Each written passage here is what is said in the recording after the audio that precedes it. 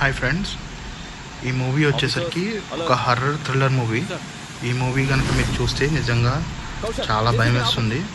ఈ మూవీ కనుక మీకు కావాలంటే నెట్ఫ్లిక్స్లో అవైలబుల్ ఉంది. మూవీ నేమ్ వచ్చేసరికి బేతాల్.